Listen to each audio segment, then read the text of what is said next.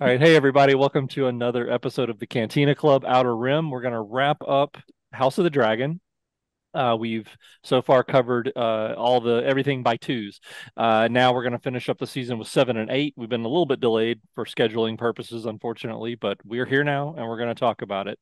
And I never do this, but I'm going to introduce ourselves. I am Carillion Trader, and then we've also got Greedo down there, and I'm going to turn it over now to who's going to lead this discussion, and that's Professor Gundark. Take it away, Gundark. Yay! Yay! I've been looking forward to this one Oh because yeah. it has one of my favorite episodes. Okay, we're doing episodes 7 and 8, the final two episodes of season 2 of House of the Dragon. Episode 7 is the Red Sewing, and episode 8 is the Queen Who Ever Was. And yeah, and in this one, no dire wolves. Well, we do see like the North marching, and Yeah, we see one a of little bit them, of it. We see the yeah, banner anyway. yeah, but Yeah. Professor, yeah, may I yes, ask a yes, question? yes. You and did What? you raise your hand? No, Yes, you you can't did. Yes, have a hall pass. yes, I have to pee. May I go, please? Yes. While you lecture. Now, do you think red sewing is a reference to the needlework at the beginning of each episode, or or not? I think it's a reference to the red wedding. Why don't we say where the red? That's a good question. No, it Greedo. isn't, because isn't Yes, it sewing is. like Because reaping I'm what you thinking about the sow? book. I was actually going to address that. I read the book I was Fire and going for a Blood. medieval pun, like sowing, No, reap what you no. sow. Like, is it a crop Mm. reference, or is it a It needlepoint reference? works on multiple levels, Greedo. That's your favorite. That's your favorite kind of Yes, symbolism. that is. That's my favorite kind too, because then I can't be wrong on a paper that I And I, submit I did want to to you. mention the tapestry and the credit sequence, since this is our final episode covering this season. We've had a new set of title sequences or opening credits for the show. This season is much better than last season, I thought. Hmm. And you got that tapestry that's like the great tapestry medieval tapestry that depicted the Norman invasion of England, I think is what they're playing on.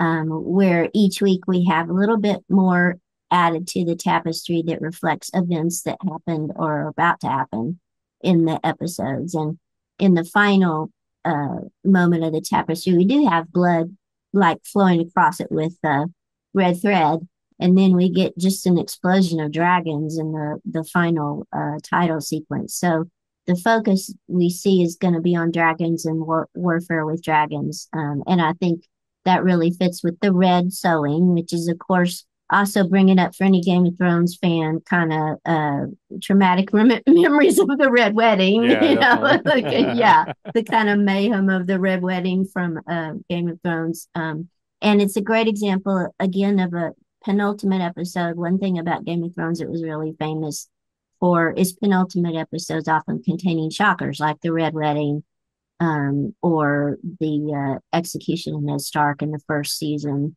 And then usually the final episode of a season would kind of like wrap up loose threads from that season and then kind of forecast what was going to come in the next season. So we got the red sewing in this episode doing that. And in the book, Fire and Blood, the red sewing refers to an even more extended event than what we see. Multiple people trying to claim dragons for over a long period of time once they call for bastards to come forward and try to ride dragons. There's many attempts in the book, but they kind of condense it into one major scene in this episode.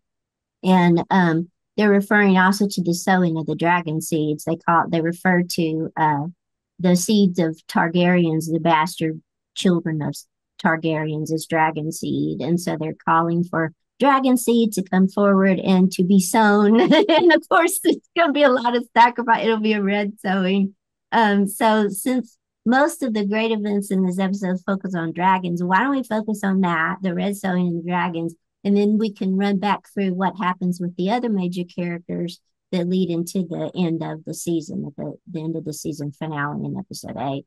Okay. So, with the red sowing, what leads into that event is we had the first bastard claiming a dragon, which happened in the previous episode when Adam of Hull was actually claimed by Sea Smoke, the Hmm. dragon that had been previously ridden by his half brother, since he's a bastard Mm. son of Corlys Velaryon, his half brother Laenor, who's disappeared from the scene, left Westeros.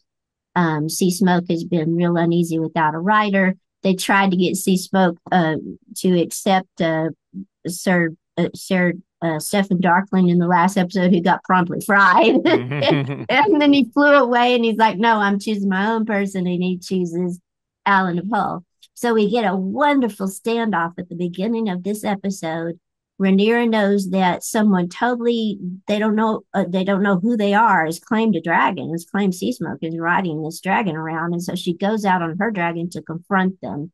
And we get a great moment of confrontation that's just visually beautiful, where the two riders are standing on the beach opposite to each other. You got Rhaenyra on one side of the frame and Adam on the other, and you got the two dragons that are different colors. You know, one is gold, one is kind of silver mist color on the opposite side.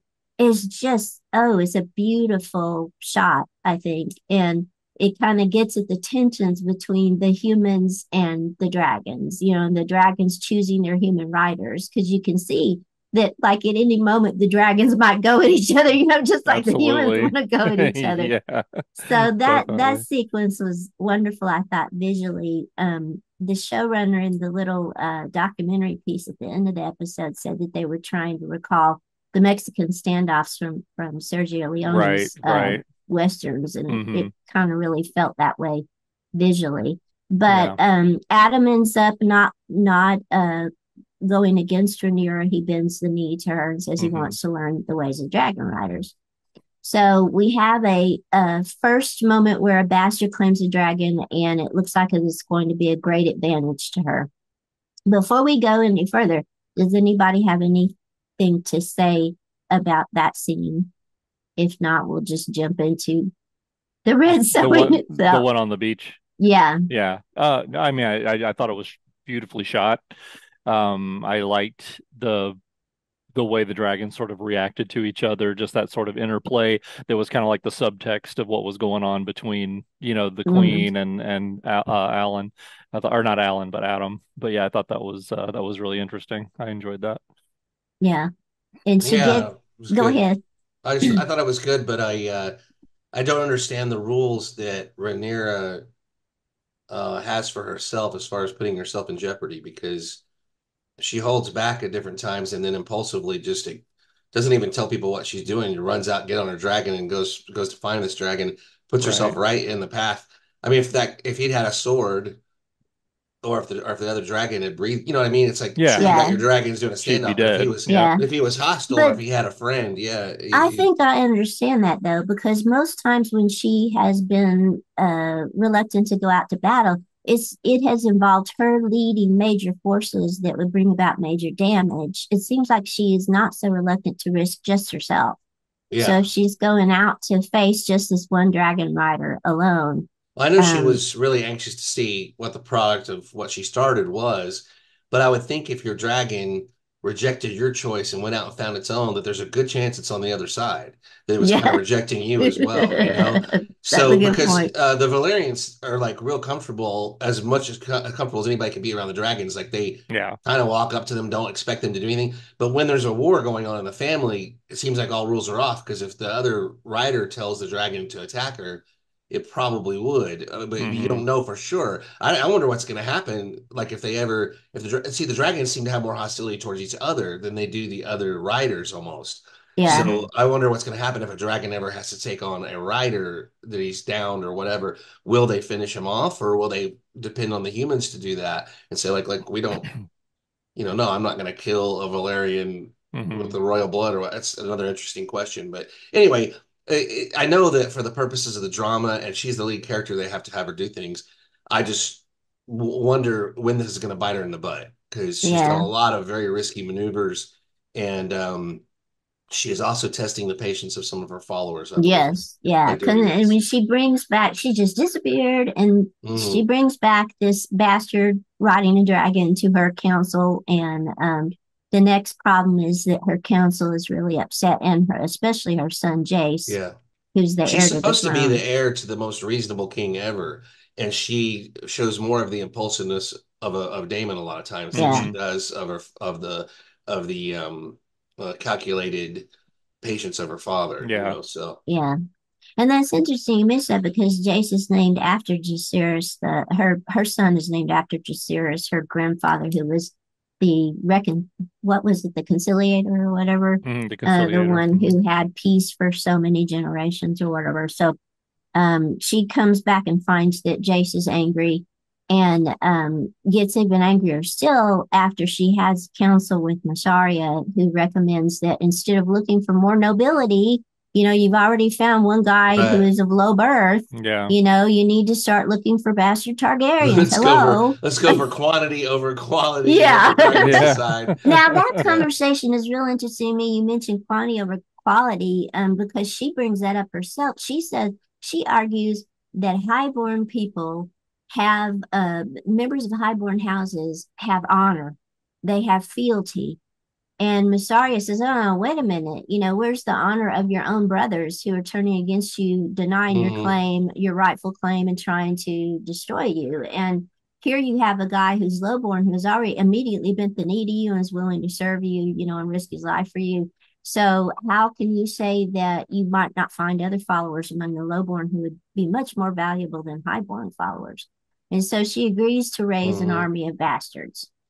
And that's when Jace gets really upset and says, "Okay, I'm a bastard." They have a conversation where he admits that he knows he's a bastard. Hmm. And I'm a bastard. My only difference from all the other Targaryen bastards was I was able to ride a dragon. If you take that away from me, where's my claim to the throne?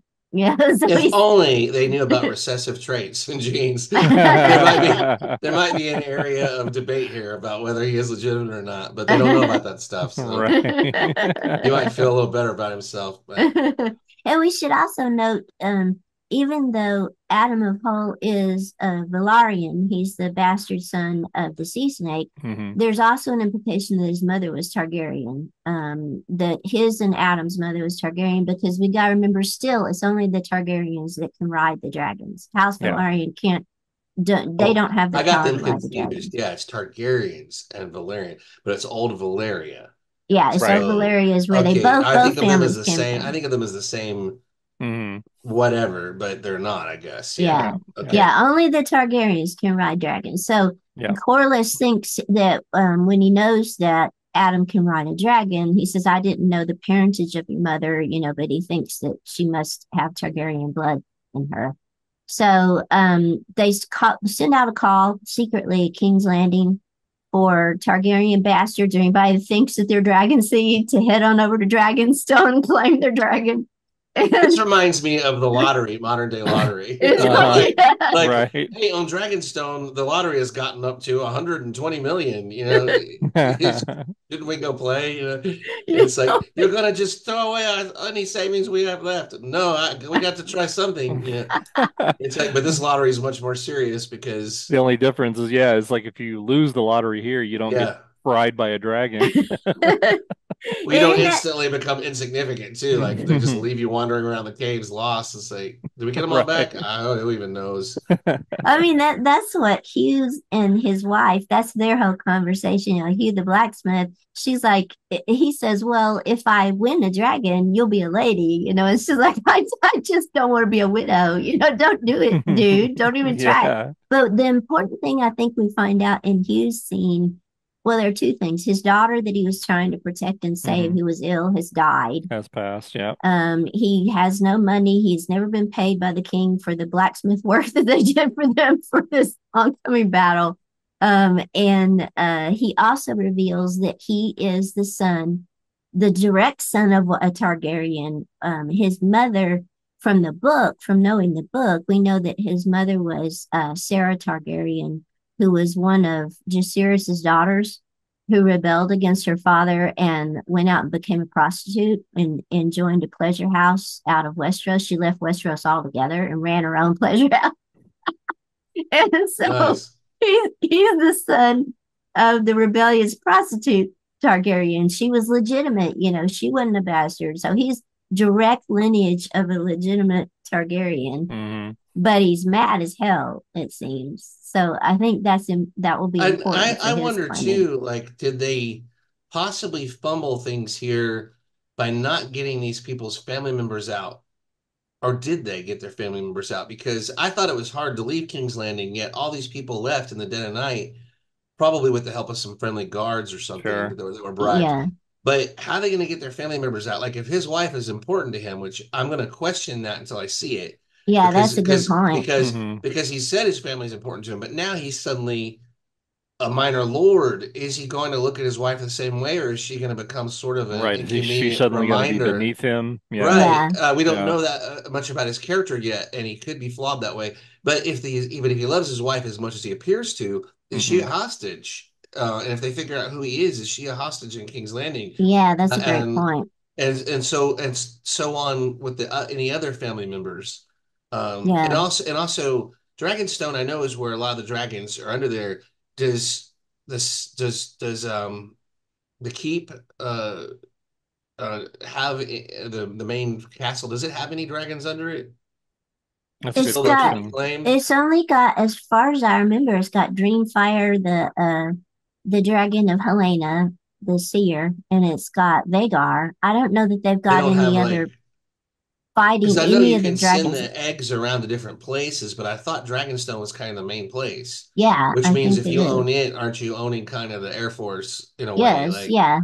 so that's what made me curious is like if she opens this door to finding all these people that can ride dragons, will the other side just find others if they Hmm. have dragons? Yeah. I'm not clear on if they have dragons unclaimed or They did, not. as far as they stated, they only have the two ones. Well, they've got three. They've actually Yeah, got three because they've got a third one that's being ridden by what is the guy's name? I can't remember. Alicent's youngest son is away in yeah. Old Town, Yeah. and we actually see that dragon in the distance flying to King's Landing at the end, or flying to war But Hmm. at the I end of the also have second I episode. have another kind of question that just do it quickly. The guy at the beginning, the bastard son of the sea Adam, snake, Adam. Adam. I was wondering, like, I know he's lives in the sea snake's kingdom, and he's probably just as loyal as anybody, like if it was a British citizen or or a you know Yeah. what I mean. But if he's flying around with that dragon and one of the other side people found him first, would he have made the same deal? Would he have bent the knee to them to teach him how to the dragon rider ways? that's a Um, good Yeah. question. or would they have said, "Oh, you look like you have the dreads of a snake Valarian. Valerian, therefore we're going to burn you out." Yeah, and just try to take him out. So I wonder, and this will become evident as we talk. The episode goes forward. More people become empowered, and by the end, you're supposed to feel this confidence, like Rhaenyra is projecting this confidence. But I feel like it's all brand new. Like No, I feel yeah, like all bets are uh-uh. off. I feel like all these people could be Mhm. potential rivals, at Yes. the very least, or they could switch sides, or they could do their own thing. They could have their own axe to grind. I don't think once you have a dragon, you're one of the few. It's like having a nuke or something. I think we'll get to that in a minute when we see what happens with Ulf and Hugh Yeah. after they claim their dragons. Yeah, and You know, also the one guy, the blacksmith, he's the one. I know we're supposed to be worried about the drunkard guy, but I'm more worried about the blacksmith yeah, because he claimed his dragon balls to the wall. Like yeah, I Yeah. mean, Yeah. like a There was real yeah, no man. playing around. Like Yeah. yeah, like he had a feeling it was going to work out for him. He wanted to step forward from the beginning, but he hesitated well, Hmm. anyway, we're going to get to that. But yeah, he's the one that bothers me Hmm. because there's a lot of pride and anger in him, and he's already lost his daughter yeah, to Rhaenyra's blockade. Okay, so when he thinks about it, the senseless war he's going to realize that's what cost him his daughter. And he's just now as powerful as anyone else, except he doesn't have an army.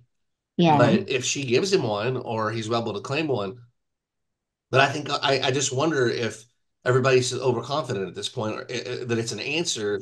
She's just thinking that because they bend the knee, they're going to be loyal. They might be loyal right now to get what they want. It Hmm. doesn't.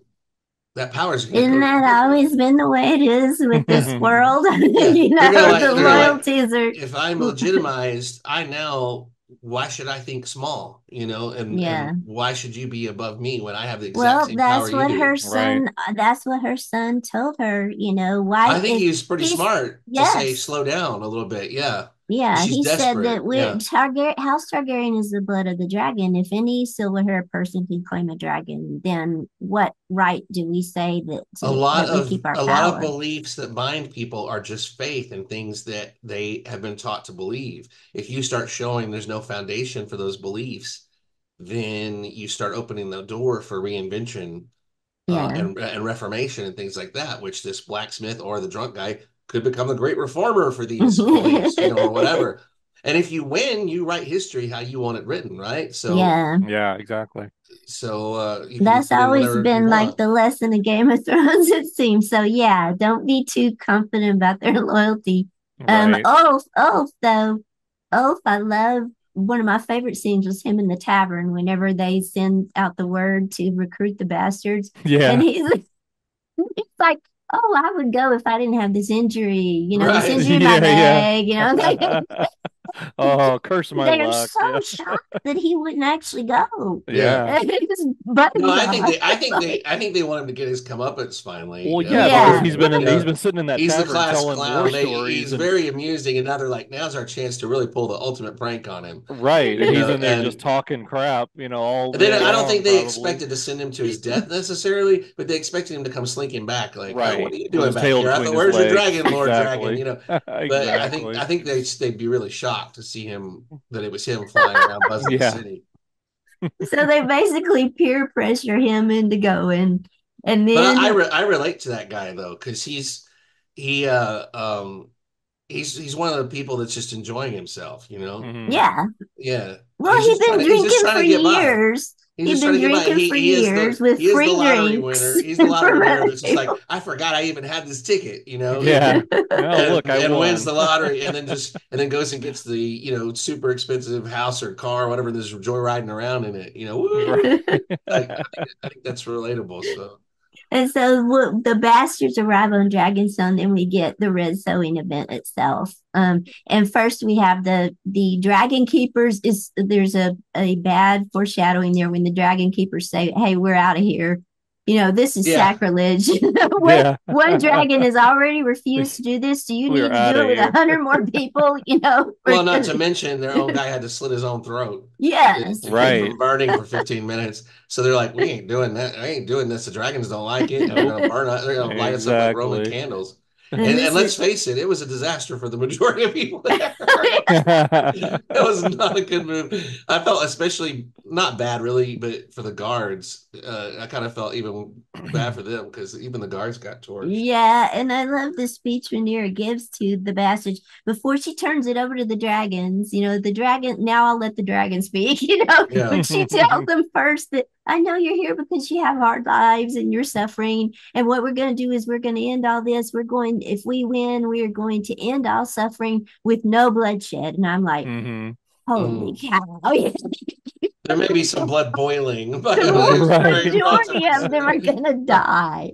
And then she just stepped back and said, she calls Vermithor up. Oh, and Vermithor coming out of the cave. I love the way she introduced him too. She's like, Oh, I'm now going Yeah, to that take was you into the other awesome. room where you're going to meet the most vicious beast that yeah. has ever existed. Yeah. Let's go. Yeah, let's do this. And Follow calling him me. forth was terrifying and telling him to serve. Okay, now I want to say this as we talk about what Vermithor does.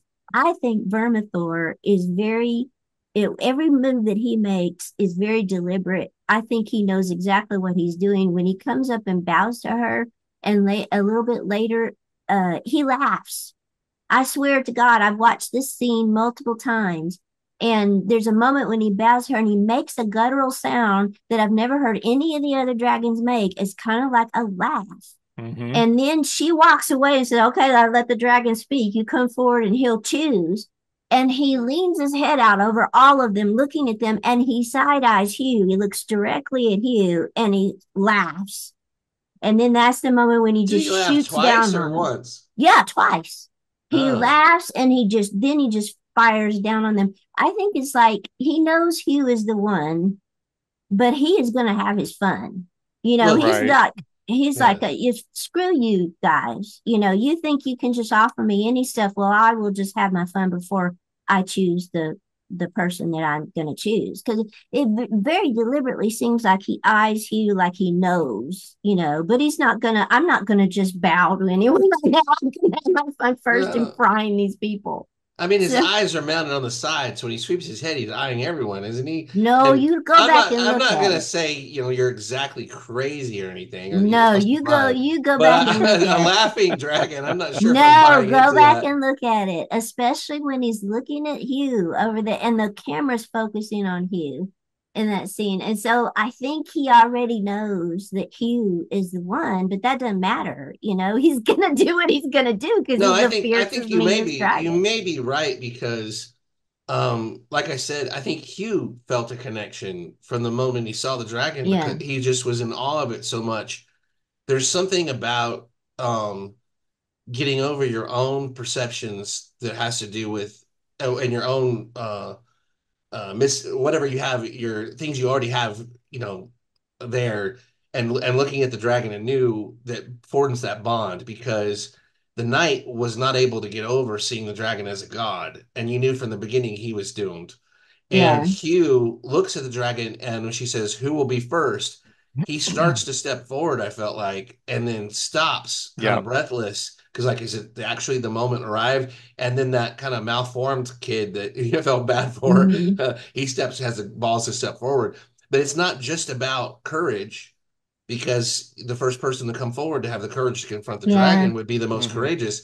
Right. It's more about finding that moment of courage when you're the right person and then not subduing the dragon but making the dragon respect something about you, Hmm. which begs the question about the second guy. What did the dragon respect there?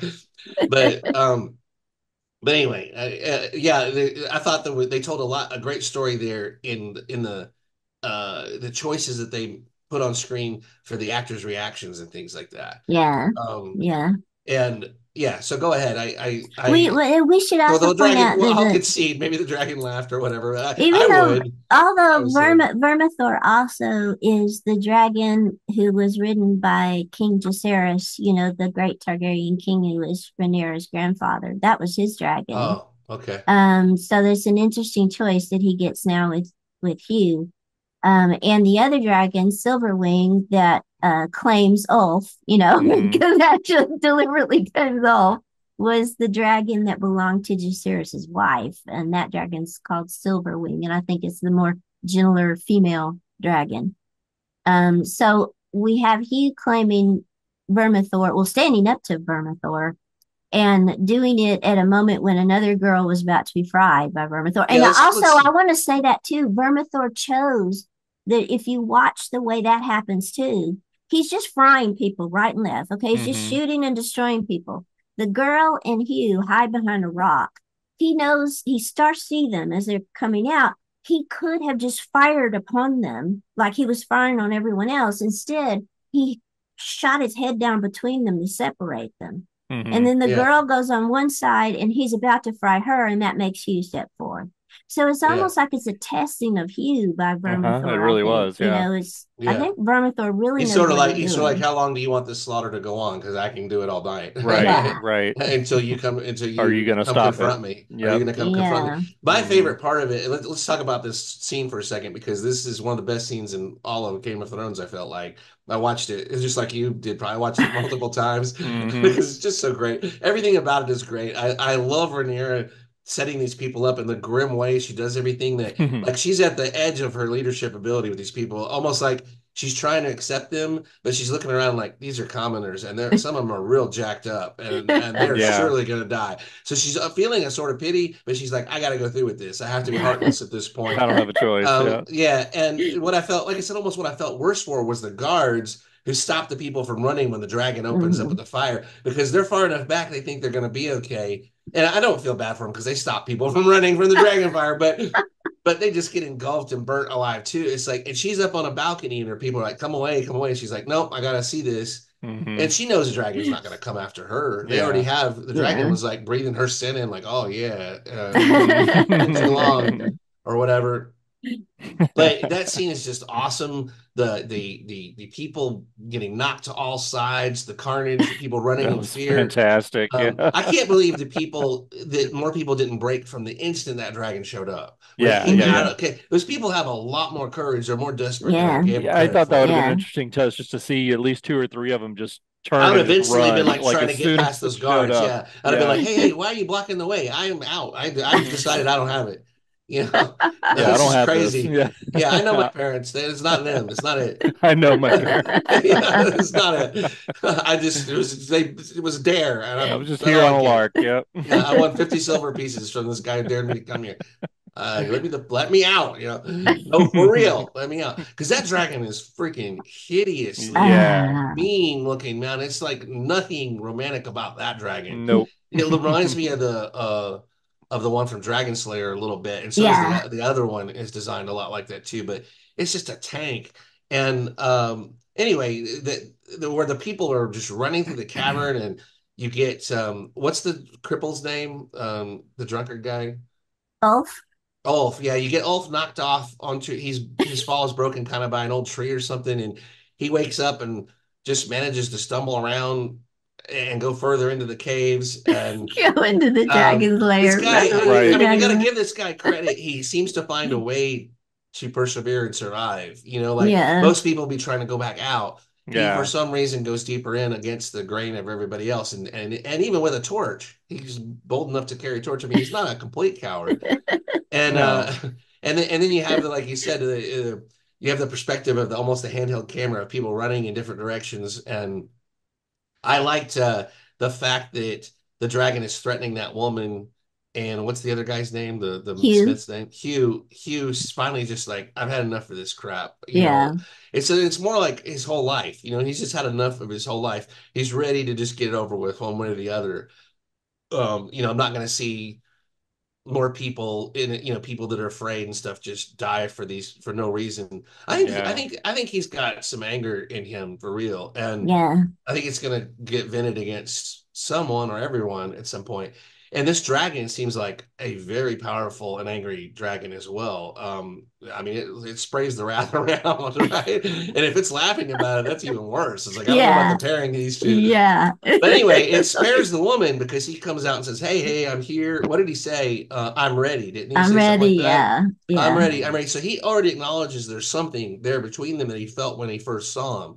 And what my favorite part of this, besides all the destruction, is when he comes face to face with the dragon. The dragon's sitting there just breathing on him, not breathing fire, but just breathing heavily with his mouth open, smelling him. And the guy's just like standing there, gonna take whatever.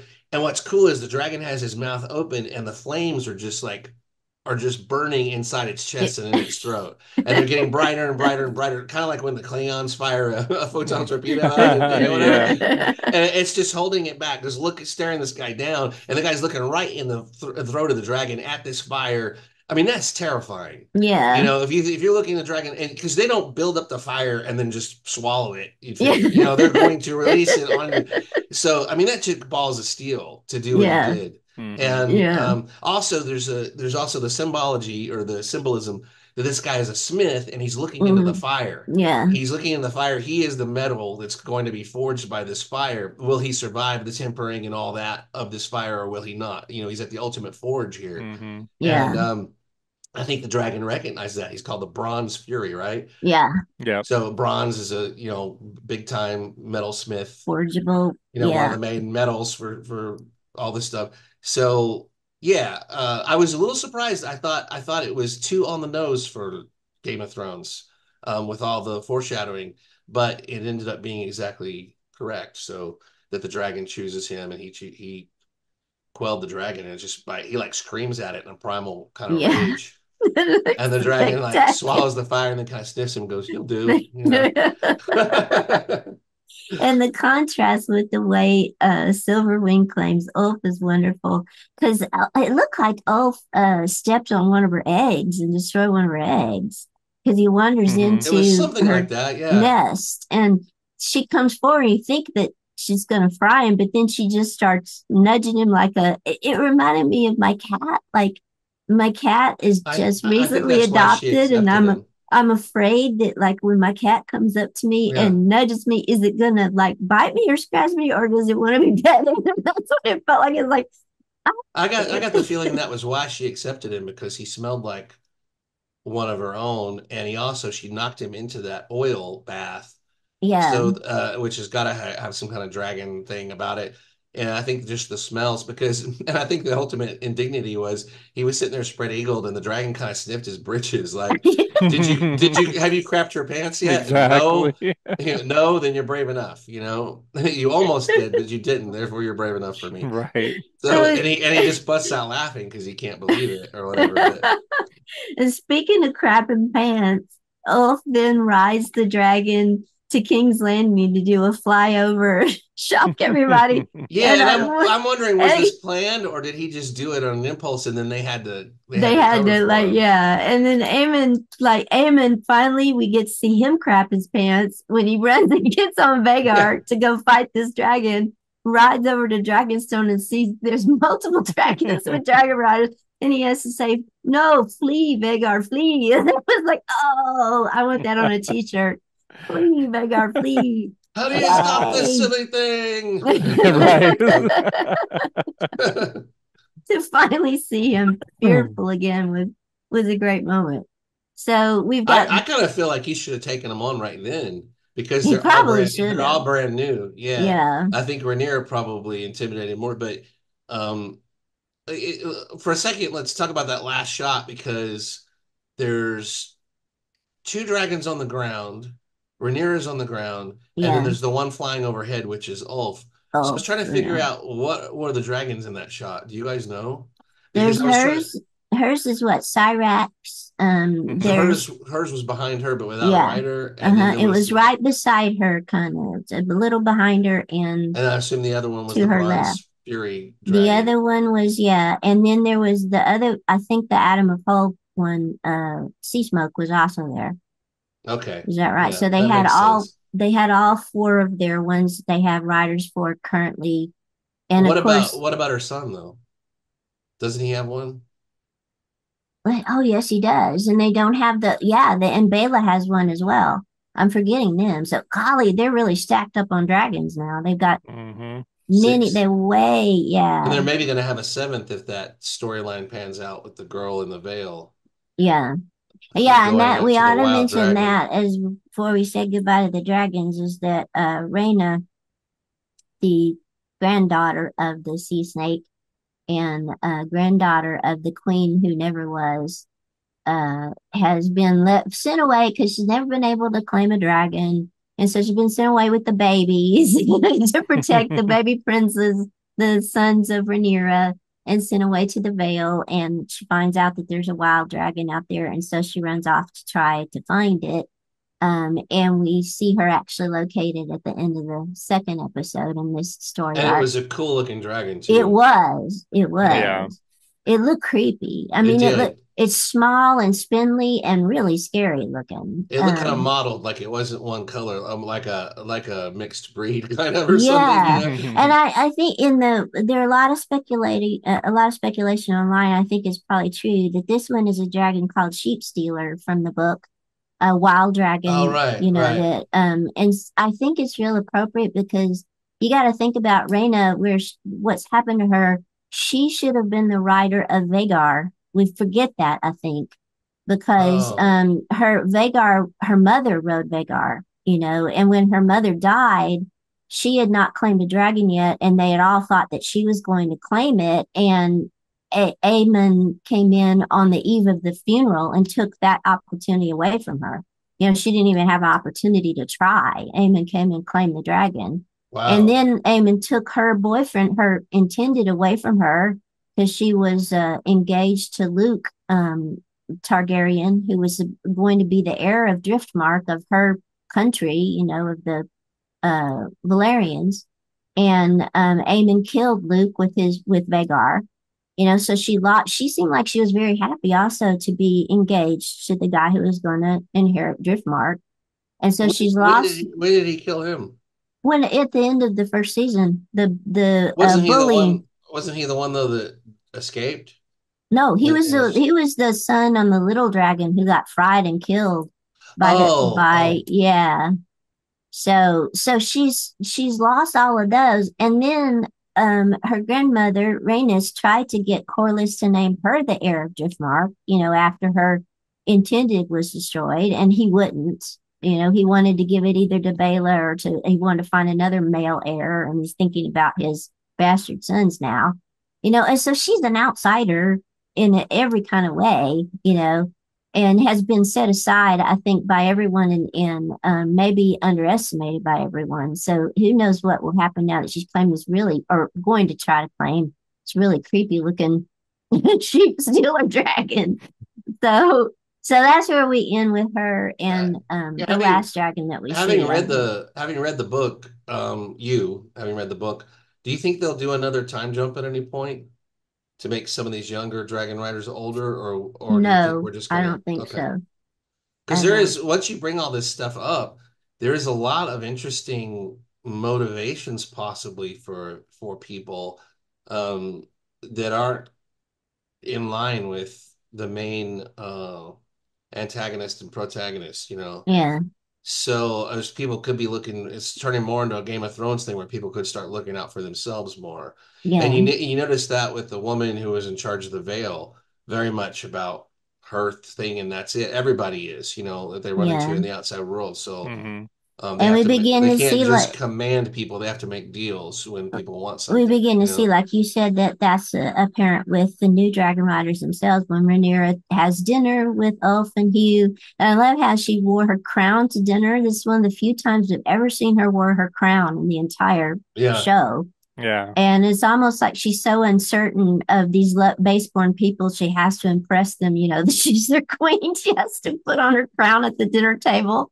It's time to start wearing the baby dragons as accessories aside Yeah, yeah. like we And see in the Hugh is future. totally unimpressed. Hugh is like, That I was gonna say that was one of my favorite I mean, lines, Ulf, and Ulf. Ulf had one of my favorite lines in this when he's making the off-color jokes at the table, and she says a knight comports himself with manners at the table or whatever, and he said, "Well, you better hurry up and make me a Make knight me a then." knight. Yeah, and they kind of all get mad at him, but he has a point. Yeah, They're asking him to go just because a dragon chose him to go fight for them and stuff when he's just a bar dregs guy. Why? What's in it for him? yeah. And you want him to act like a knight and to take things seriously, and he's got this power all of a sudden. It should be worth something. But kind of why Hmm. should he? Well, how has They need to anybody give him some given him stakes. anything Yeah, serious in his you life? better buy him off now before the other side does. You know, Yeah, because he could be for sale. And the dragons don't seem to have any loyalty except to the rider. So, like I said, we don't know. But yeah. So, and but for all of Rhaenyra seeming to have all these dragons is stacked in her favor, there's a lot of uncertainty, I think, that's left with what's going to it's all happen with brand the new to all dragons. these people. So they're going to be figuring out how they feel about it. And they, like I said, you suddenly put that kind of power in a person's hands, it changes everything for them. Yeah. Well, why don't we wrap up by talking about what happens with some of the other characters and how this will end the Hmm. season, leading us into a season three. Yep.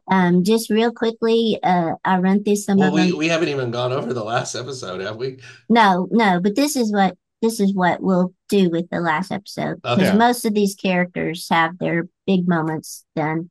I'll just mention just briefly, Tywin Lannister is trying to make a treaty with the Triarchy, and you got a comic episode where they tell him that they will only work with him if Admiral Lothar, their lead admiral of their fleet, accepts him, and he finds that it's a woman that he has to mud wrestle in order to get respect.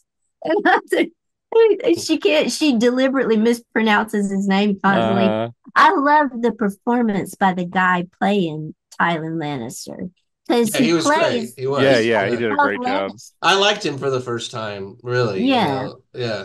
yeah, he plays both Lannisters. He played Jason Lannister. They're twin brothers, and there's something about twins in the Lannisters. Oh, I didn't And realize that. yeah, and it's clear that he has second son syndrome. It's clear that he was the one that came out of the womb second. Well, there's nothing Hmm. likable about the other twin. No, the other twin is horrible. And the other twin had showed up. We know that he's taken the Lannister forces. out to the Riverlands, but he stopped at one castle and he's They're just refusing to partying, fight. yeah. Yeah, and he brought his cage lions with him, and he's They're like, "We're they're not uh, going." they're glamping or whatever you call Yeah, and it. here this other poor second son has to be sent out to mud wrestle Right. with a woman to be able to win a fleet for them. So they do win a fleet because they agree to follow him, and so they do win a fleet for the Greens team with the triarchy. And then who do we have next? Aegon and Laris. Aegon, we think, has kind of been taken out of it by being fried in the big dragon battle this season. Laris convinces him not to give up, but to run away from King's Landing because he warns him, either your brother's going to kill you, or when Rhaenyra arrives with all her dragons, she's going to kill you. So it's better to live. There's that wonderful moment though where Egan asks, what the hell was all this for? Is it really better to live? Look at the condition I'm in. And Right. Laris convinces him by arousing his ambition again. If you leave now and you can come back as the peace restorer, you will be admired. You will be the realm's delight. And he finally gets a sense that, well, maybe, yeah, there could be something that I could reclaim about my life. And he runs off with Well, Laris. what's interesting to me about that is there's no discussion of bringing his wife and child. No, no, None. I don't think he Like they're cared. He just so never if it cared had been the about, boy, it would have been a different story yeah, because that's his succession. But since it's a woman, there's no just it's like, oh well, leave him behind in the hands of the enemy. yeah. And he never cared Bizarre. about Helena as a wife anyway. That was clear even No. from the first season when they were engaged. And then we have Corlys and Alan. Corlys uh has a wonderful scene with his other bastard son, Alan of Hull. That I thought that was one of the best scenes in That was both these that's the one episodes. where Alan vented and just kind of told him Yeah. exactly what he thought of all the times that, Mm. yeah. Oh, talk about an angry character. And he has Hmm. been so repressed throughout Yeah. these seasons to have it all come out in one moment where he tells them, "How dare you come and tell me that you're trying to help me? Where was your help when I was growing up? And you Yeah. had your legitimately born son traipsing around in front of me in our kingdom, being favored, and me and my brother starving. Where were you then? Don't offer me help now and lecture me on being grateful. I have honor and I will obey my honor in doing what's right by you, but don't ask me for anything else." And Corliss kept trying to say, "You're dismissed. You're dismissed." And he wasn't Yeah. going to Yeah. be. Yeah. He Exactly. wasn't going to be I love dismissed. Corliss. Corliss is Yeah. rapidly becoming one of my I favorite do too. characters Hmm. because he is not he's flawed, but he is in no way petty, No. Right. horrible. So far, we haven't seen any really terrible traits from him, other than any other person in his position would have. Yeah. Yeah. For that time frame and that setting and everything. Yeah, his misdeeds are coming back on him some, but also they're an asset also. Yeah. And there's still an opportunity there for him to mend those bridges if he can only wrap his head around where these people are coming from. There's also a chance that's his destruction sitting there as well with both cases, I feel like, with both of his Yeah. sons. And but he also took correction from his daughter. Um, Yeah.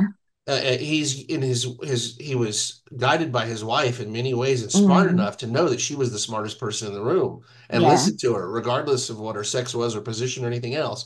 And I honestly felt like he felt cheated on her behalf, not on his behalf, that she Yeah. was not made queen or whatever, that he just wanted to see her, Hence, rise to her he best of her renames his potential. ship in that scene. He tells them that he's renamed his ship, the Queen That Never Was, instead Yeah. of, it was called the Sea Snake. Yeah, he's So doing it stuff in honor of his wife now. Yeah. yeah, and Which she is, I was the think, one one. reason why he wants to bridge this gap with these children is because she told him to. Yeah, she told Yeah. him that he needed to do that because honor Yeah. family. Treat your family right. I think the Um, actor does a fantastic job of making him sympathetic and yet never letting us forget that he's a privileged person, that he's royalty or whatever you want to call it. And then he has these expectations and he has all this stuff. He's also someone who's won glory for himself in a lot of ways. But I just love that he has at his core the ability to be uh, um, have some humility yeah, and to and be to and to decent. listen and learn from what people are saying. And he was I think he was personally injured. That's why he was saying it. He was trying to get him to just stop talking because it was too Yeah. much. It was too much perspective at Mhm. once that he wasn't, he doesn't get it. He's like, people should just be exalted when I come by and give them gifts and Yeah. but anybody who's had an absentee father or anything like that, or one that is around but Mhm. didn't give you the proper that hit a chord for sure. I mean, that Yeah. was very well done. It took a lot for that guy to say all that. It was Yeah. like his pride, could only take so much to where, because I don't think he's interested in extracting revenge or anything. But Mm-mm. he, No. but to even state those things took a certain amount of venom to get out. And To be able to say like I it. say, he's been so repressed, and I didn't get it the first time I saw him shaving his head. He's been shaving away the Yeah, symbol of what he is, right. hiding it. Mhm. And here he is now stepping up and confronting it by confronting his There's father. a lot of wisdom there because we see in Game of Thrones when you're elevated just high enough to where your head becomes a target. Yeah. Seriously, the higher up you go. Now it's not much better for minions because they're the ones that marched into the dragon fire, but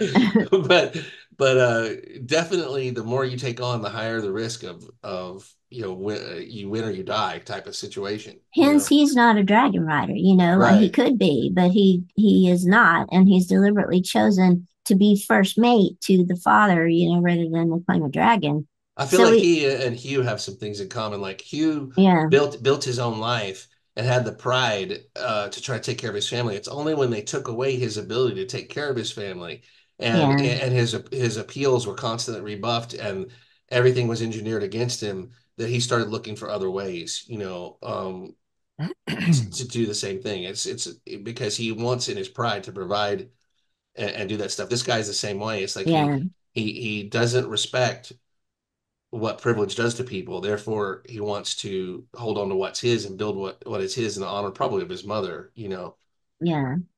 So we got them and what they went uniting through. Corliss and Allen, an easy alliance to lead the Navy for Team Black.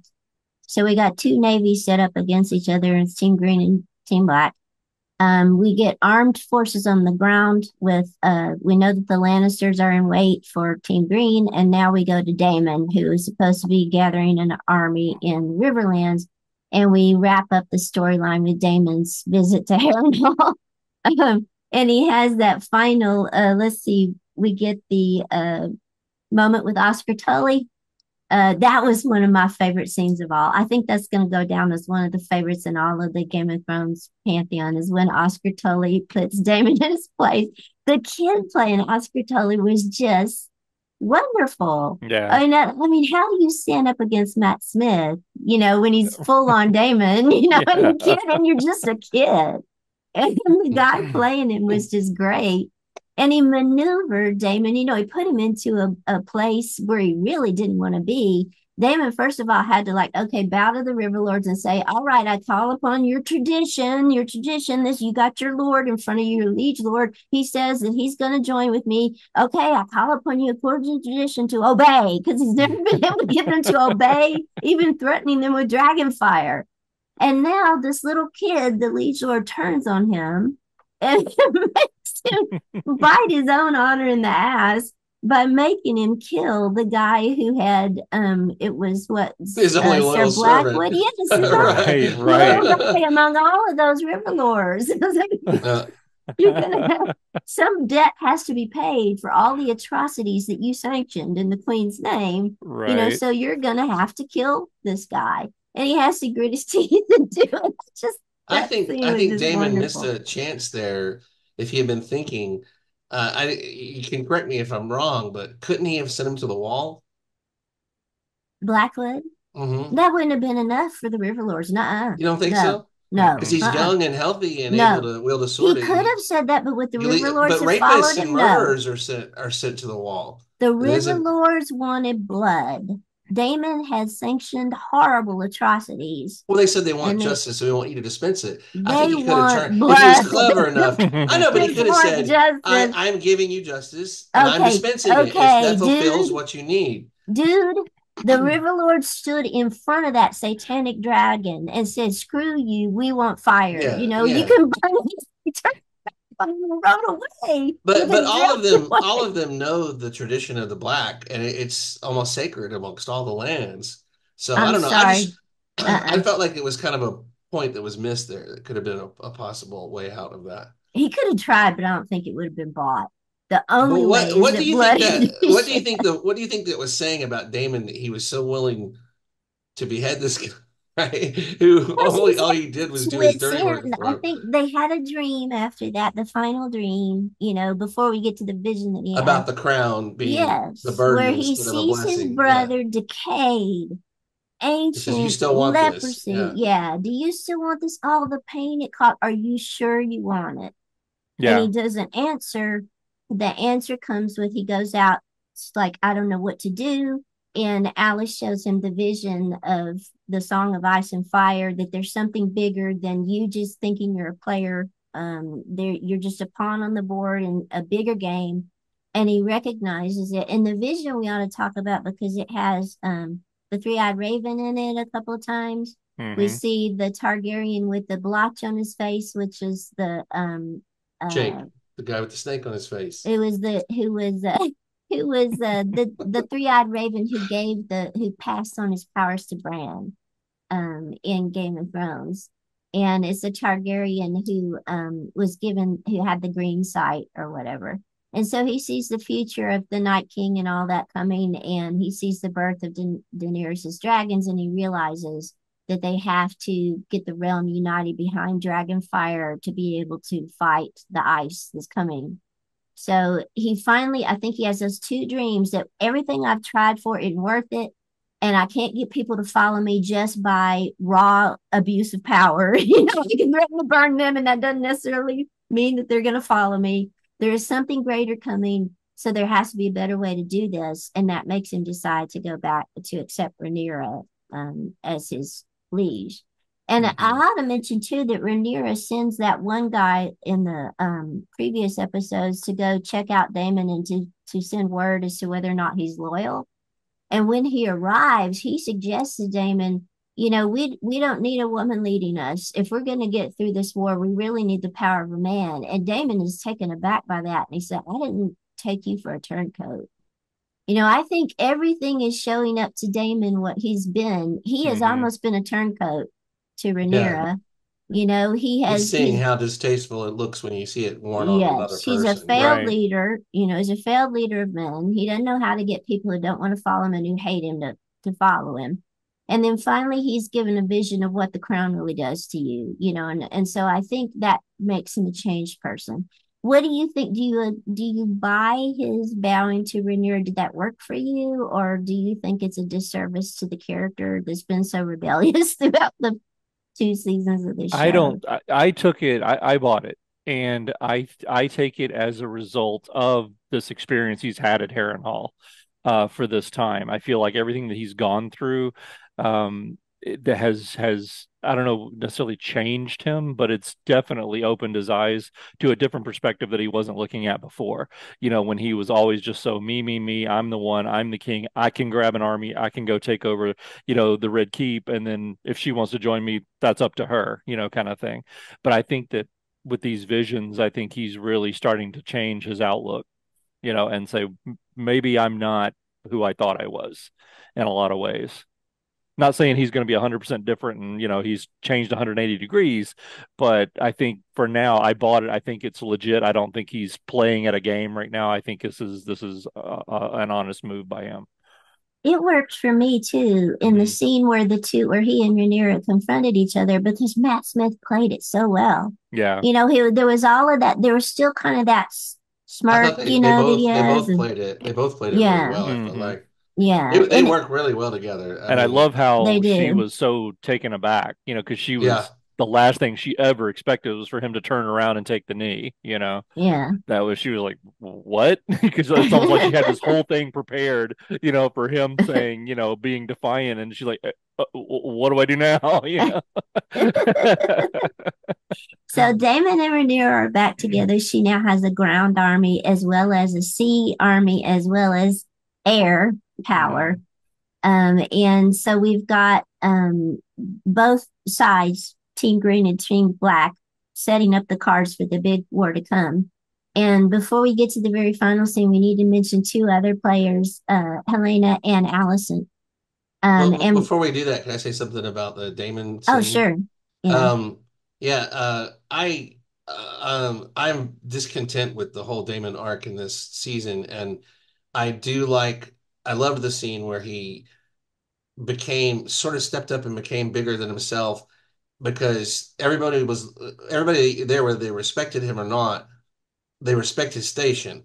That's why they Mhm. never plotted to kill him. They never Right. plotted to turn him over. They Yeah. were just either, they're like, we don't like him, but we got to deal with him, because it's a fact of life. Yep. That we've sworn oaths and all that stuff. But this was a question that probably was on everybody's minds. It's like, is he here for himself? Is he here for her? Are they still communicating? Nobody really knew. They weren't addressing that yet. So when she showed up, everybody seemed stunned. They were looking between both of them, like, who's going to take the lead here? And he starts taking the lead as far as being the one to speak something. So they're all waiting to see what he's going to say. And I felt like in that moment he became bigger than we've seen him in the past. Mhm. Even when he went single-handedly against the what was the crab guy in the Oh, first yeah, the season. crab feeder. That was the other moment where he became bigger than himself because he had nothing to lose and it was sheer frustration coming out. But he harnessed the tools he has, which is boldness and his he actually has some ability. He's a good knight or whatever. He's a good fighter. He's clever. He cunning, has a survival instinct. And when the chips are down, he'll come out, with the head and spine and everything pulled out of his opponent, and somehow come out alive. There's a lot. Game of Thrones is a lot about survival.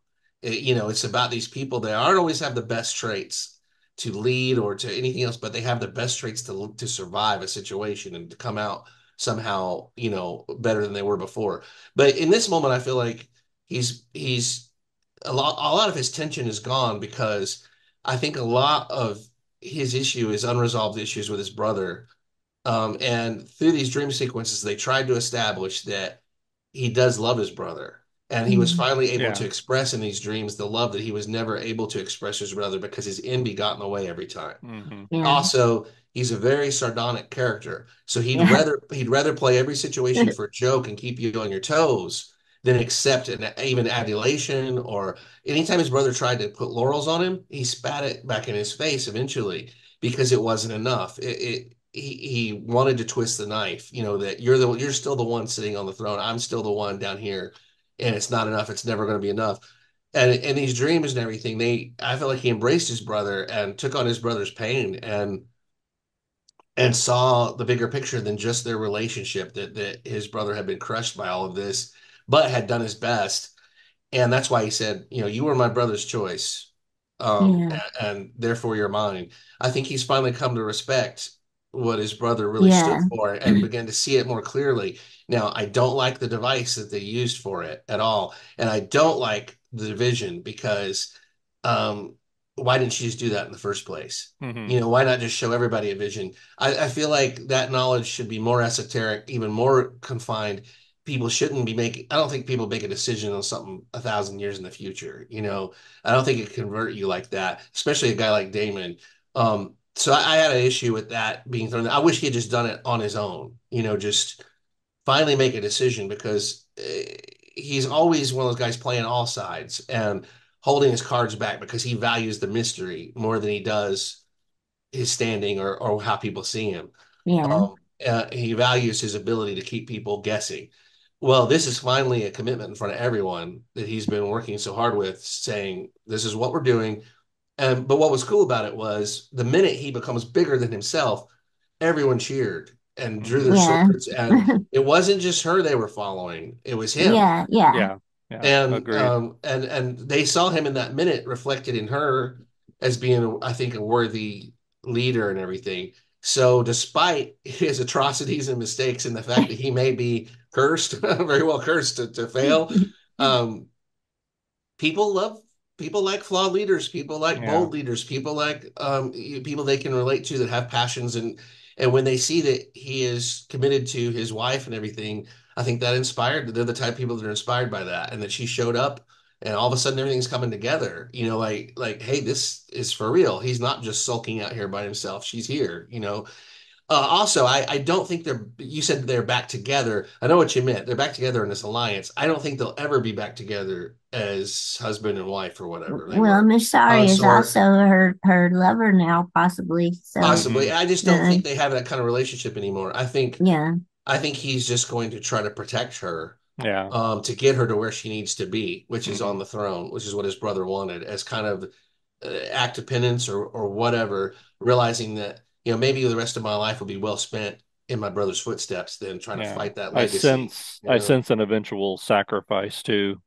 Absolutely, Yeah. yeah, yeah, yeah, absolutely, yeah. I Yeah. never saw his character as being one to survive No. this. No. yeah. So, um, And I but should say now that you've mentioned all that about you don't feel comfortable about some of the ways they developed his character. None of this was in the book, too. All of the yeah, stuff about the visions and everything was added. And in fact, when they reunited Rhaenyra and Daemon, it was in the middle of dragon battle. Oh They wow. met together in the middle of a battle. That's very So Tolkienish, yeah. yeah, Yeah, No, yeah. but I will say my impression of it, which I haven't read it, is they got Damon's part of the story over with to the point where we have to advance all these other storylines yeah, before he can go forward again. So therefore they said, well, let's give him his own mini quest with all these scenes where he can act and we can bring in actors to act against him. I don't blame them for doing that, but it was tiresome to me. It was, and knowing who we've got here, I'd rather they make up another subplot where he's dealing more actively with people who are alive right now, and maybe he sees his relationship with his brother reflected in other people around him. He's a human being. He's got awareness. He doesn't need to be haunted by dreams to change and learn over time. yeah, There could have been experiences in the real world. I just feel like sometimes writers, me included, and any other writer, fall in love with these ideas of flashback things that kind of yeah, cheat to inform you of the character. And visions and dreams is one of them. And if you have a witch who's powerful enough to show you a vision of the future, but she's messing with your mind, showing you all these dreams, I just like, why not? If you know that's going to work for him, why didn't you do that in the beginning? We could have avoided a whole lot of and trouble. it looked like you know? too, there was one of the children of the forest in that scene where she showed him the vision. It was by the Yeah. weirwood tree and the creepy like children of the forest scampering around the background and Hmm. disappeared. So yeah, I don't know. I Yeah, think the I think also I don't think Damon's going to change it as far as I think he's still going to be a ruthless leader. yeah, I don't think he'd think much of sacrificing a lot of people under him if it needed to be done for victory and everything. Hmm. But as we saw in his past, he's not afraid to roll the dice and get in the middle of it when all else has failed either. So, and using his own power, and seeing what happens. So, if he hadn't had that one storyline that really developed him where he won for once, I would feel differently about him. But I don't think he's a craven or anything. He just, no, like I said, he's someone who wouldn't know what to do with the victory if he won it because he didn't yeah, know what to do with it then. no, And so he's had no real purpose. He's had several different purposes that he's found that have done something for him. I think they should have touched upon his old family more than his brother necessarily, and the flashbacks there. I think we didn't see much of that, and that had to have a powerful influence on him. That if he dwelt upon that a little bit more, could bring out this side of him that wants to protect the family he has now. yeah. Where he We failed to only protect them got one a in the vision past. of his wife a couple of times, I think, in the Yeah. dreams, his former wife, and But I felt like that that was was them it. them treading water, a lot of filler, and I didn't. Yeah. That's the thing. That's the major thing I didn't care for about this season was that. But I love Matt Yeah. Smith. It's in the end, it's worth it to see him. But I Yeah. just I just would have hoped they would have done it a little differently. But they had their really nice set of Aaron Hall, and they were just going to use it. I think for Yeah. me, it was worth give him his 15-minute visions every episode, and then claim that's And enough to change the character. But and before we leave Harrenhal, I do want to mention Sir Simon Strong. Oh, I love Uh, him. the background shot reaction of him to yeah, their that was great. he's kind of like should I yeah. Sir Simon Russell Beale, that's the actor. He's just Yeah, he wonderful. was He is so I fantastic. don't good think in he He's saw there. that. I don't think he saw that coming. no, he didn't, and He was I think sure that there was a was conspiracy against her. he's Yeah. been a real highlight of the season for me. He's Yeah. Yeah. he's been one of my absolute favorite characters. He's a So real careful player. So it's yeah, like, he is. They've pretty much knocked it out of the park on casting this yeah, Yeah, show. yeah, From yeah, the they beginning have. to now, it's one of the strongest parts of the show, I feel like, besides all the look and the art and the everything being so wonderful. Um, The actors are the fantastic. They actors, are yeah. well chosen for their parts. And when you can very choose much. actors to play the same character over different years of their life and it's flawless, it's seamless, Yeah, that's that's really something. kind of unheard of. Yeah, And it's especially with a huge ensemble cast, this size. yeah. So, Yeah, okay, well they've done an amazing let's job end with with that. Helena and Allison because that's kind of where the last big scene lies. Is we got to mention that Helena appeared at the end of Damon's vision of the future, and she warned him again that you're just a player on the board. There's something bigger coming.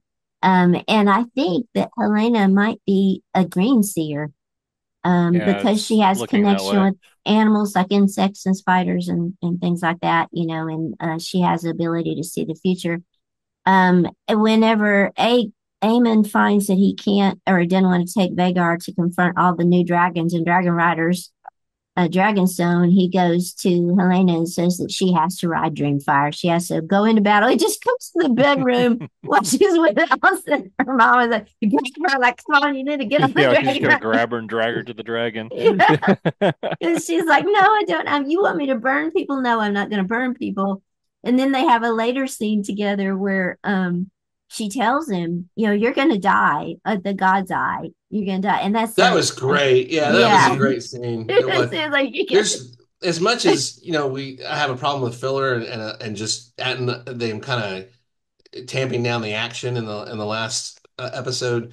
There were some great scenes between the characters that Yeah. did need to be in there at some point, and that was one of them. To see her stand up for herself, Yes. and She she's took on their like, power. a lot of people could come to the end of their rope in these last few episodes to where they're willing to say something that they weren't before, and damn the consequences. And yeah, the strength she showed in that. Hmm. It's when you have someone who's meddling and conniving and always planning and scheming, and then you have someone possessed of true conviction. Hmm There's a Yeah. complete difference when you look at them side by side. And here's a guy coming up meddling, conniving, he tries bullying her, he tries ordering, he tries conniving, he tries manipulating her, and she just comes back at him with just straight conviction. And there's nothing he can do about it. It's like that defeats that stuff if you have enough power to stand behind it. And she has just enough with the help of Alicent to where Yeah. he's rebuffed. He's like, I can't bully both of them. And Allison also it makes a big change in her where she has to defend her daughter, and this is it. She's gone out in the previous episode into the woods by herself to think, accompanied only by her bodyguard. And she has that wonderful, it was so beautifully shot where she goes out in her white shift into the lake and just floats there looking up at an eagle flying above. I thought I had picked the wrong Ophelia. It was Ophelia. It was an Ophelia I picked moment. the I other mean, it girl. was, I picked the other woman to end up like Ophelia. yeah, it And was, I was and like, wow, I that's mean, weird. they were definitely calling upon the iconography of Ophelia because there have been so many paintings of her floating, right before her death. And you wonder, Ophelia and Hamlet, you don't know whether she committed suicide by throwing herself in the river or whether she fell, and with Allison, for a split second, I thought she might be about to commit suicide, and I thought, no, this I thought can't that was the be. whole plan. Yeah, the Yeah. night that her night bodyguard knew it too, and she said, "I don't know if I'm I going to may be not okay ever or go not." back to King's Yeah, Landing. Yeah. he looked sad. He didn't look alarmed. I was like, "Oh, she's planning possibly on No, but ending." instead, I think it's a rebirth for her. And the Ophelia thing is also apt because she realizes finally she's another woman like Ophelia who has just been a pawn in a patriarchal political Yeah, her system. father has a lot in common with Y- with Yeah, Ophelia's with father. Polonius, Ophelia's Yeah, father. Yeah. yeah. Yeah, I mean, in Hamlet, there's even that moment where Ophelia, her dad says, "Do you think Lord Hamlet really loves you? Is going to marry you as a prince? You're a common born. You can't marry a prince." And she says, "I do not know, my lord, what I should think." And he says, "Well, I'll tell you what you should think." I mean, it's just been exactly like that with Allison and her father. Her father has told her what to think all along. And finally, she has this moment where she decides what she wants. And when she goes back and sees her daughter being bullied into the same type of situation, she found herself in, says, "This is it." And she asked her daughter, "What would you think about getting out of here?"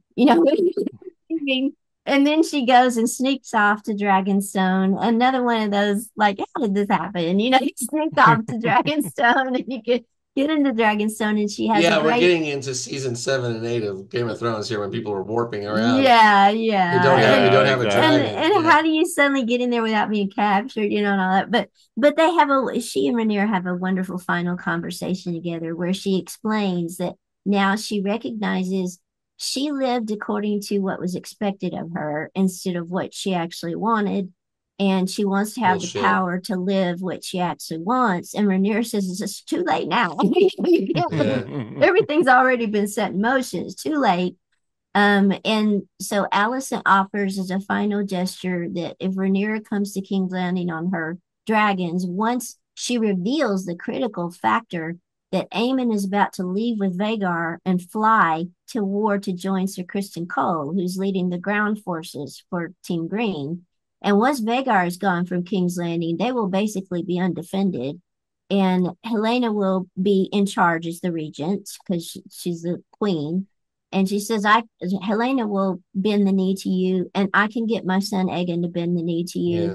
And And the people are already discontent with everything that's yeah, going on. yeah. And So she's like, "Come on over to Caitlin." And Rhaenyra says, "No, wait a minute. I will have to kill Egan. Don't you realize I have to execute him? As a traitor. There's no way I can leave the lead of the opposition alive. Are you willing to sacrifice a son for a son?"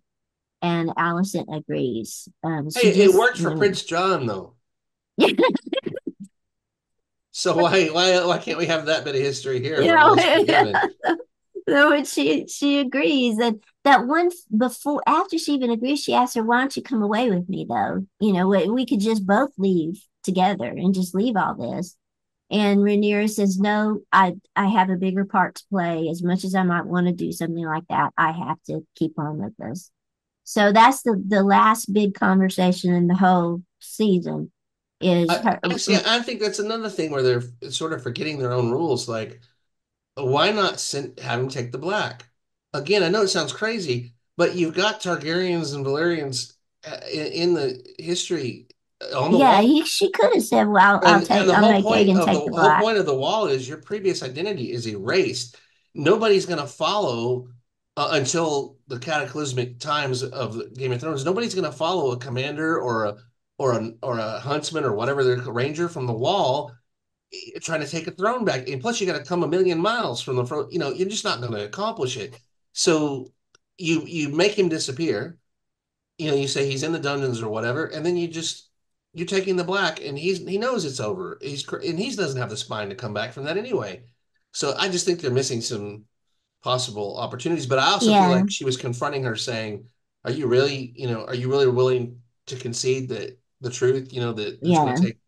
Also, I want to say, Carillion, you haven't spoken much this episode. I want to know how you feel about this character. I got no respect left for Allison at all. None. No, no. I cannot stand this character. She's rapidly becoming one of my least favorites, and she was one of my favorites. I thought she had a lot of Earlier on, potential. yeah, I actually liked where she was Yeah, going, but now at and this point, I it's just, yeah, yeah, it's not the writing, it's not the actress, it's no, the not at actual all. character. It's It's the the character character. I It's the find herself. the character character herself. completely Yeah, despicable.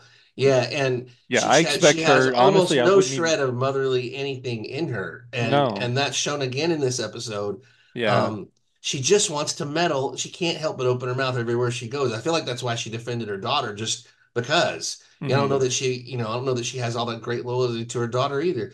She just and her pity and everything, it just felt like self pity. Her whole speech, I Hmm. want to be free and all this shit. What? Yeah. Well, Yeah. Rhaenyra kind of throws that in her face. It's Yeah, and she like was you set right. all this in You're the motion, one that and now made this you just want to happen. walk Yeah. away.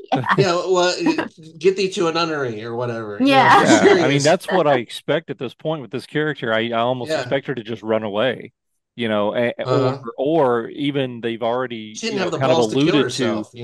yeah, they've already alluded to her, at least giving us images of making us trying to I don't know what the word is, but to fake out the audience to make you think, she's committing suicide and getting Mhm. away from it that way. Hmm. But I almost wouldn't even be surprised if that happened with her. That's how useless this character I feel like has become. Yeah. So yeah, that scene with her and Rhaenyra was just like, wait, I what? feel like the It's only like, thing left for how do her you even is come up this. with this? How do you Yeah. justify your? What did you say? I didn't hear you. Oh, nothing. I was just saying to have the gall to say the Yeah, stuff she did there was just yeah, too much for me. It was the final straw, and I feel like the only thing useful for this character left to do is something to do with her father because Otto yeah. has been He's not, prominently yeah, missing in action. And I don't believe for Hmm. a second this guy's done with things. No, I think no, he had a backup plan to a backup plan, even though yeah, he never expected it. I think he for years and years he was sitting there and in a position of power, but he had to have planned, what if I lose it? right. Because yeah, everybody loses it eventually, right? yeah. Or you die. Hmm. And so he's so clever. He had to have something that he's going to put into motion. But I wouldn't necessarily trust him to to go with the people he was loyal to before either. He could turncoat for what is advantageous for him, but because he claimed he was trying to avoid war. Well, war's here. Yeah. Hmm. So now it's just how can you get out of this, with some semblance of what you had before. Yeah. But we know that um Aemon is trying to bring him back and offer him the hand again. So maybe that'll And bring him out of hiding. we end with seeing the various forces getting ready for war, and we see Otto looking like he is captive In somewhere. prison Oh, somewhere. I Yeah, Yeah, missed that. I missed that. Was that in the yeah, last like kind of montage? yeah. It yeah. was in There's the a Oh, shot final of damn, him I, in I there. montage. totally Yeah, missed that. Yeah, it looks I like he's gotta sitting watch in that there. part You can see again. bars in front of his face. yeah. Yeah. He's been held somewhere. We don't know where Oh, or by whom. So, I wonder if it was Sir Laris, Hmm. who's been fighting against him a lot, Right. and been maneuvering a lot to be able to control King Aegon. be weird if he was in Um, Harrenhal in a dungeon in there somewhere. yeah. So we don't know where he is. We see him. We Hmm. see the naval forces preparing. We see the ground forces preparing. The Lannisters getting ready. The Winterfell forces are arriving from the north. And we see the sea forces with the sea snake, getting ready. And we know that Tywin Lannister has united with Admiral Lothar, so we've got all the various forces preparing for war and Rhaenyra. So it tells the Dragon Riders, get ready to ride in 2 days' time. And we have this wonderful montage building up to the end. The end. Just wah, wah, so wah, so wah, yeah. So Yeah. this I think was what everybody online, I have everything I've read a ton of articles about the finale. Hmm. They say that, oh, it's such a well-made episode, it's an excellent episode, but it absolutely sucks as a season finale. Absolutely. mm, Do you Yep. agree? I Yeah. do The too. yes. payoff would be to have two more episodes where they actually begin the conflict. Yeah. Yes. And we should say, I think that I don't think it was the writer's fault. They were originally supposed to have 10 episodes this Correct. Yeah, that's season everything I've read as well. Yeah. until Warner Brothers took over HBO and they started cutting budgets. And then suddenly they were cut to only 8 episodes. And the writers said that the showrunner said, "Oh, this is story driven," but the writer said, "Well, we didn't choose it. This was our Hmm. choice." So I think they were intending to end with the big battle to come. Yeah. There's another big event aside from the main battle too that I thought would be in this season that wasn't. Hmm. So there are big events coming in the next season, but unfortunately, we had a wonderful build up Yeah. to two Without years a of without a waiting. payoff. Yeah, to two Yeah, years from now. Yep. yeah, and I think that's different from the other finales of Game of Is it two Thrones. years? Is it 2 years they're gonna be? Yeah, Probably. Yeah. The Oh last yes, one was my two it's been years. God. 2 years between. Yeah, Yeah. so yeah, in the other Game of Thrones seasons, we talked about the penultimate episodes having the big shocker, and then there's a finale that kind of wraps things up and Yeah. kind of projects a little bit to the That was future. kind of the blueprint for Game of Thrones. Yeah. Yeah, this Hmm. is different though. This is not just projecting to like the distant Mm-mm. future, and this is something that is immediate. It is a build It up to an feels immediate, unfinished. Yeah. huge battle that we've been waiting for forever. Yeah, and it And just so leaves you this, with that unfinished feeling as opposed to, wow, that makes me can't wait for next. It's yeah, more like, wait a minute, we didn't finish here. Yeah. yeah. It's So like they it just pulled felt, the plug, right as it was getting there. ooh, it was very unsatisfying and as a season Yeah, Can finale I so uh far. agreed. can I quickly read some comments from a friend of ours? Oh Yeah, yeah. of course. Um, he's a honorary Cantina Club member that I've Hmm. quoted on the show before about Game of Thrones, I believe. But he sent me this message that I thought was actually pretty much spot on.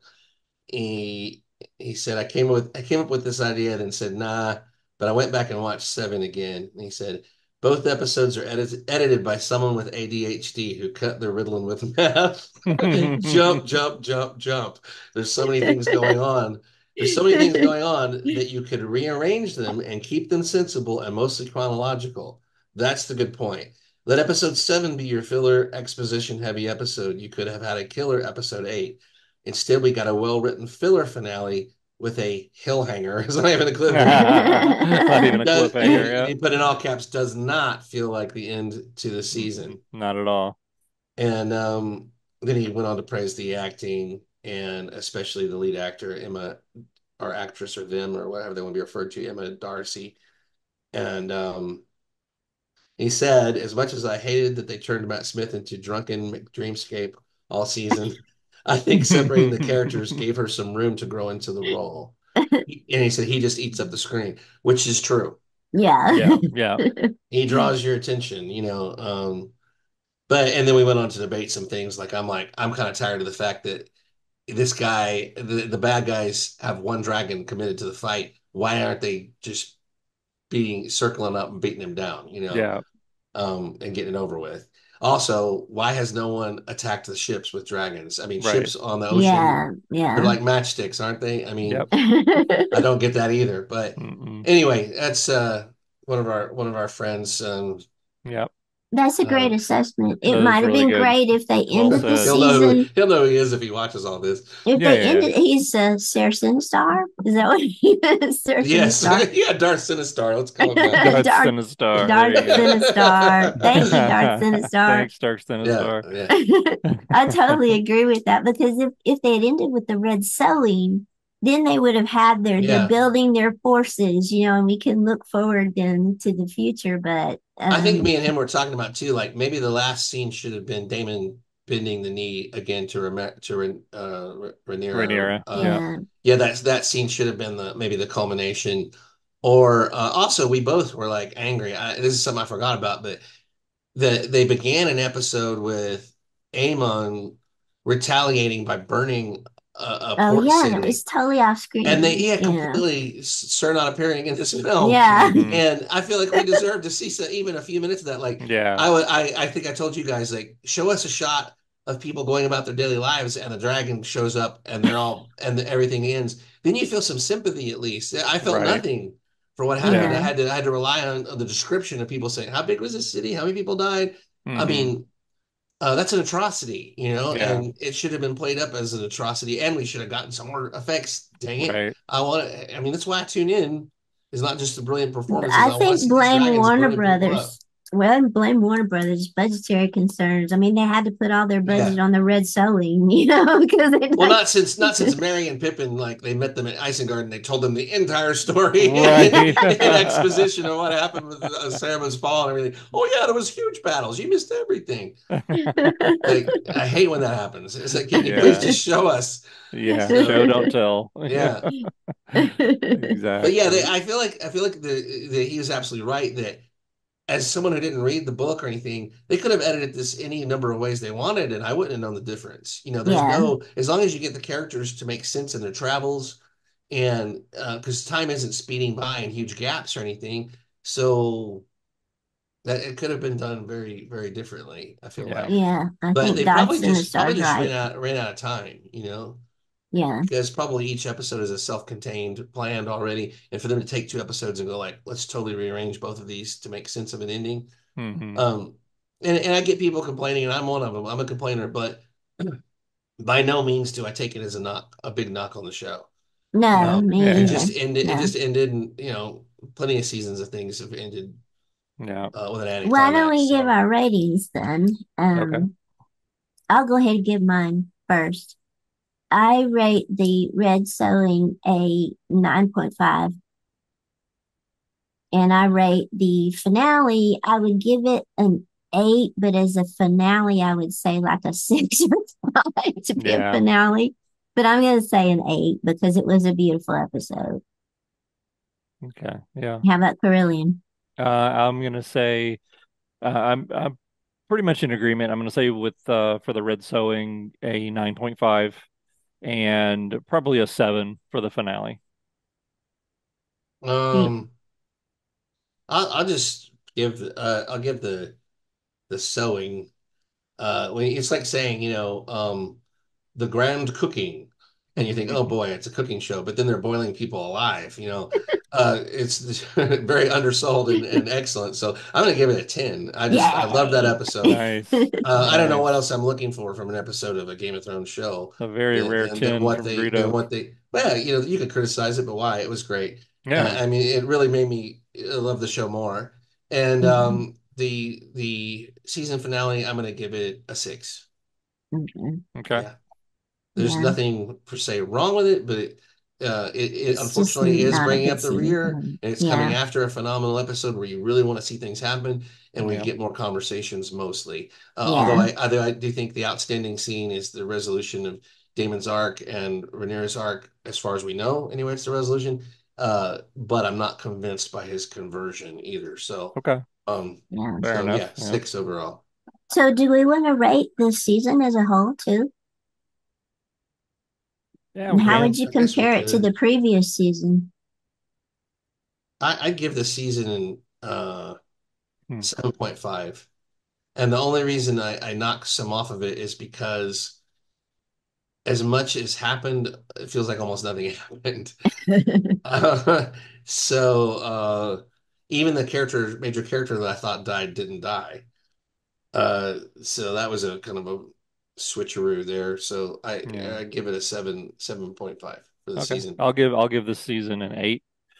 Uh, it would be higher if they had 10 episodes, I think, and were able to flesh out Yeah. the ending Mm, properly. But yeah, I would say it's just such a different comparison to season one. I don't really recall what my rating was for season one at this point, but yeah, I would say I'd give this one a solid 8. I would too. And I think I would give season one maybe a 7.5, possibly an 8. Hmm. The first time I saw it, I was so nervous about it coming on the tail end of the failure of Yeah, Game of me Yeah. too. Thrones I that remember it when we took were me a going in going, long time this to may not warm be up too to it. good. Yeah. Yeah, yeah. And when I Yeah. rewatched it, I didn't realize how good it was. So Hmm. maybe I give the first season an 8 as well. I say the same Uh, thing because I did a rewatch of season Yeah. one right before this started, and I was like, wow, I remember it being good, but this is really good. So Yeah, yeah, I'd probably go right around an 8, 8.5, probably for season one. Yeah. Yeah, yeah, I'd say an 8 Hmm. because again, they for people coming off an epic fail, Hmm. they chose the right project one, and then they chose a bold way to go about it instead of being cowed and just giving people, wizards and and yeah, zombies and Right. dragons. They actually adhered to a story concept and went to the trouble of casting all these characters and telling their stories in different phases of their lives, which I thought was brilliant. yeah, And I enjoy affectations like that when they aren't manipulative, when they aren't for Hmm. no reason. Right, of The course. Acolyte had twins for absolutely no No reason that I could reason. Yeah. discern. Yeah, I tried a whole season to figure out why are there twins. Still don't know. Still have no clue. So, they entertained me. They cast it amazingly well. The story was consistent. You were invested in every version of the characters, and so yeah, that alone is a crazy accomplishment. And like I said, they didn't play it safe. They crossed all kinds of boundaries, incest and everything in there, Oh yeah. and just crazy stuff. Um, so yeah. And I give it watching an it 8 for watching it that. compared to the books again, I gotta say that it is just it's an astonishing adaptation because it so fleshes out Yeah. everything that's lacking in the book. I And understand there are a lot of haters out there when I go on the internet and read people that think the book is so superior or something. Mm, We've always been in that position when there's an adaptation yeah. of a beloved book or something where a lot of times I felt that way. I didn't read this, but I can't imagine being that disappointed. no, I, I mean, for any evils this does or any failings it has successes, and that's all we ask for from a show is that they're earnest, they give us their best, and they don't underestimate and insult the audience. Yeah. I hate watching something and just feeling manipulated and insulted. Like they just assume I'm stupid. I am stupid, but I don't need them assuming that. And then trying to spoon feed me a bunch of crap. So Yeah. this show at least it tries to maintain a little bit of a level above where the conversations are interesting, the characters are interesting and multi-layered, but they aren't crazy. They aren't all over the place where you just get totally tired of them. Allison for me is one under welcome. She's the only one that I can think of off the top of my head that I'm just done with her. Say I don't want to hear any more about her. Hmm. She needs to go, pray. Yeah. Go back to the Yeah, sept. she needs to go back to the sept, just like Get thee to Guinevere. a nunnery. Yeah, she's even floating around in the lake, like trying to find a sword. It's like watery tots throwing a sword from a lake is not a basis of a system of government or whatever. Like she's Exactly. just desperately grasping at straws. Excalibur, Excalibur, are you in here? I have no pity for her. She's the only one. If they had killed her, I would have been. That would have made the ultimate. I would have been so happy. Yeah. I would And have I been kind of okay with feel like that. I feel like that's what Rhaenyra almost should have done to show that she's beyond who she used to be. I would Hmm. have, if you've ever seen like those British series where Elizabeth took the people that rebelled against her and they took these big wheels that they would turn and they would attach their guts to one Oh another and yeah, then roll yeah. it and then The pull it all drawing out. and quartered. Yeah, I would have taken That's her guts. drawing forth the I would have taken her guts and attached them to the dragon tail, and then just have the dragon fly and go home or whatever, fly in circles and just pull all of her guts out, and then have it strafe, over King's Landing. Right.